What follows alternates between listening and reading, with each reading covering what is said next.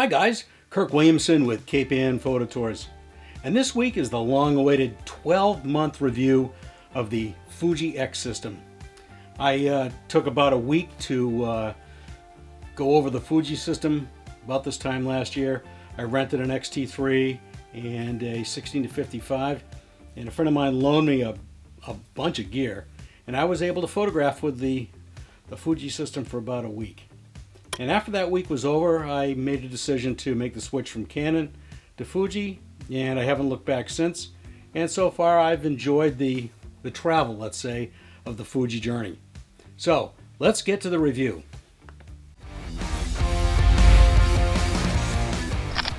So let's go over the good things about the Fuji X system, the X-T3 and the X-T30. And I think a bunch of other ones too. First kit I got was the X-T3 with the battery grip and the 18-55, and basically I could do a lot with that. The second thing I did was look for some used prime lenses. First one I got was a 16-1.4, and then when I had to start shooting some night basketball and hockey, I looked for a 90 f2, and I was able to find that as well. The last prime that I got was this little 23 f2 right here, and it's beautiful, nice and sharp and great contrast, beautiful little lens. And I think that right off the bat I discovered that the only thing that I really missed was a long telephoto. So I went and looked for and I found an incredible copy of the 55-200, and right away I started using that. It goes out to 335 millimeter terms. Great lens. So that long zoom, the 55-200, I used it in a number of situations inside. This is one of the very first images I took with the 55-200, and I was astounded at how sharp it is. And it was taken inside, which is really amazing to me. Situations inside, it's a little bit slow for that. But the 18-55 and the 55-200, that's, if you're going to shoot outside all the time, boy, what a great kit that is. Now, of course, there's a 16-80, which is right here on this camera right here, which is I think is just as good. A lot of people don't like it, but I love it. It's a great lens. I use it all the time. The JPEGs out of these cameras, the X-T3 that I have and the X-T30 that I also have, which is filming this right now, is the JPEGs that come out of the camera are absolutely incredible. I don't like to shoot too much in JPEG, so the only time I do really is when I'm doing news assignments, when I need to crank the workout real fast. And especially when I'm doing night sports, I've got to shoot a lot of JPEGs. We're talking 200 or 300 at a crack. These JPEGs were all shot inside at 6400, 1000 at f2 with the 90 millimeter. The grain structure is beautiful at 6400. It's unbelievable, actually. So I've got to shoot JPEGs and not RAW because I got to go through them real fast. And that's where the 90 came in. Really great lens for that. The other thing is that I noticed that film simulation mode on this camera is really nice.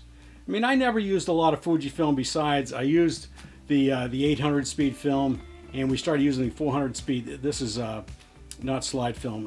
It's regular negative film because we were processing it at the office. But really love the colors coming out of those films, and using it in simulation mode is, so far I've noticed, it's really good.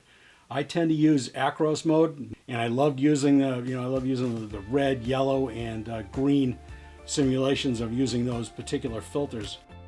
This image here was done in Acros mode, and Acros red, actually, or the red filter on Acros with Acros film. So that being said, those are great. I really enjoy those and that part of this camera as well, this system. The thing that I said that was great was high ISO JPEGs. Now, Fuji has somehow developed some kind of noise reduction system that is really good. I'm really surprised. Cranking out JPEGs, shooting night sports at 6400 and seeing no visible grain when I don't blow it up a ton is really amazing. And there's some examples that I'm going to show here. All of these images were taken at 6400, the sports and the pageant that's done every year in Rockport at night. The 16-1.4, unbelievable lens. Boy, everything is pin sharp, and rendition is beautiful. Raw files that come out of this camera are great. There's an amazing amount of dynamic range. I'm sure it's not Sony's, you know, whatever it is, 17 stops or something. I'm sure it's only 12, 13 stops, but it's pretty great, and I can pull out a lot of detail. Here are some examples. Both these images were taken with the 23 f2, and you can see that the results are absolutely stunning. The second image is a converted to black and white from RAW. Really great stuff. The ergonomics of this camera are great. It's, you know, it actually fits in the palm of my hand. Maybe a little bit short here, but it's not bad at all. I love the way these buttons on the top lock these dials down. It really is great, and there's a ton of function buttons and everything all over it. I love this one here, which is on the front. This one down here, because what I've used it for is to bring up my preview after I've taken some shots. Another thing that I like about this camera, and also I guess all Fuji cameras, but the X-T30 as well, is the time or T setting on the shutter speed dial, because then I can adjust this camera to be in manual even though it's in all automatic mode. I can adjust my shutter speed all the way down to like minutes, which is it's amazing. You can't do that in bulb mode.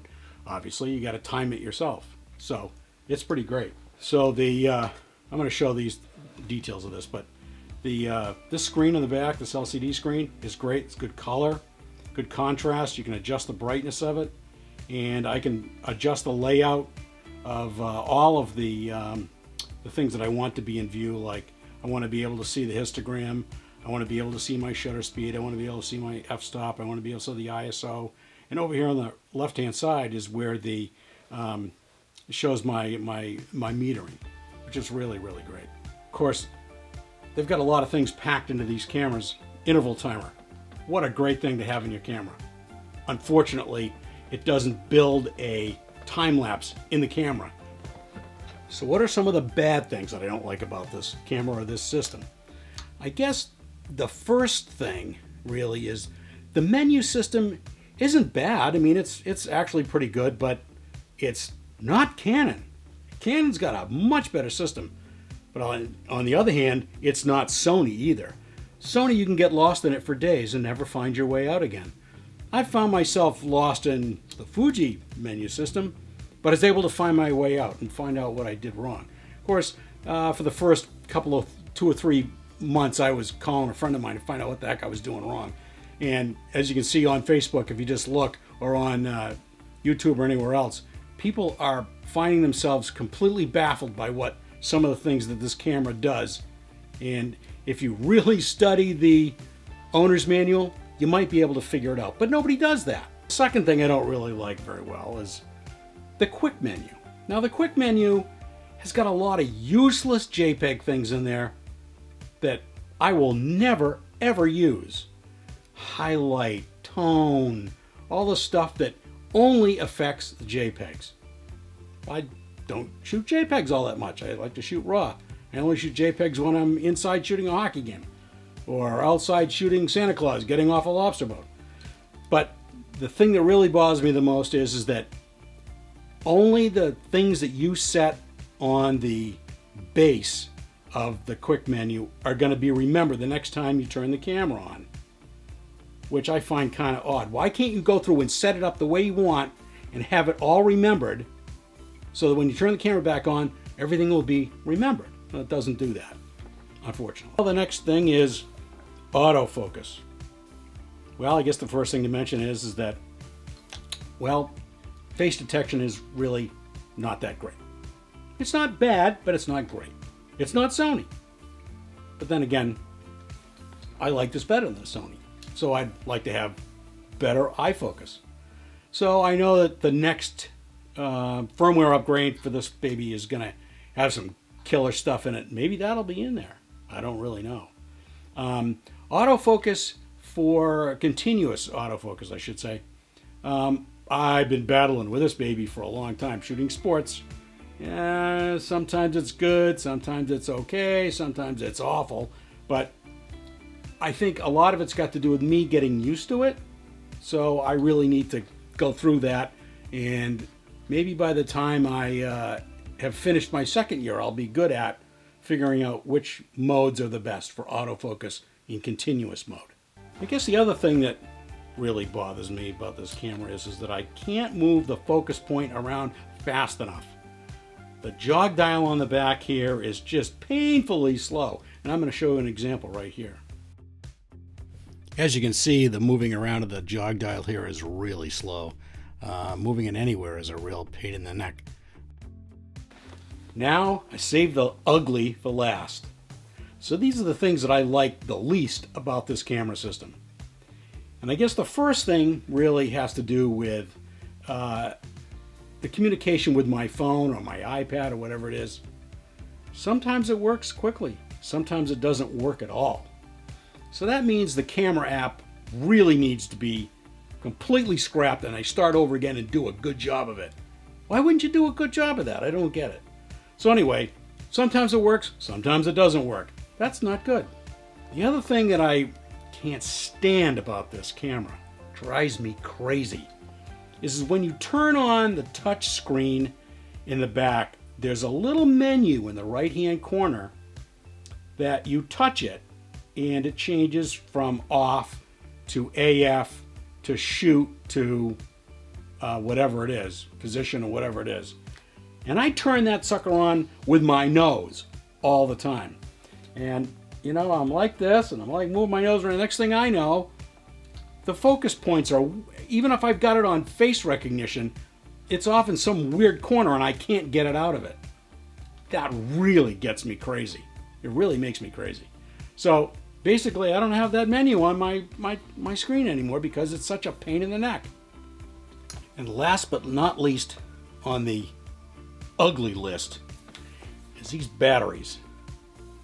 I thought Sony was the king of lousy batteries, but no, Fuji is not far behind.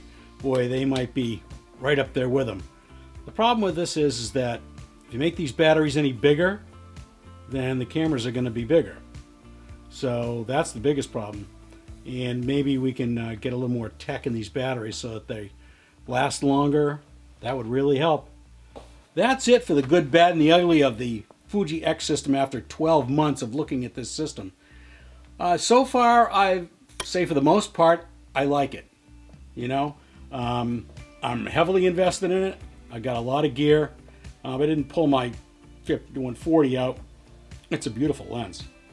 And I've been lusting after the 100 to 400, mostly for landscape stuff. Not really for sports. But honestly, in the long run, I think the system is going to serve me well. The Canon R system, a buddy of mine is really starting to get really hooked on that, and he really enjoys it. And you never know, but I think I'm going to be sticking with this for a long time. It's a big investment. And being a professional photographer, you got to have the gear. So I'm loving it so far, and I hope you do too. You Fuji people, let me know, let me comment. If you like this video, if you like what I had to say, please give me a like, maybe give me a comment, subscribe if you haven't. And we're going to be doing some more videos, and I think maybe next week I might do a, what's in my landscape bag type of video. I'm not really sure. But maybe it'll snow tomorrow. I might be able to go walk around in the snow. Who knows? So, that's it for this week. We'll talk to you next time.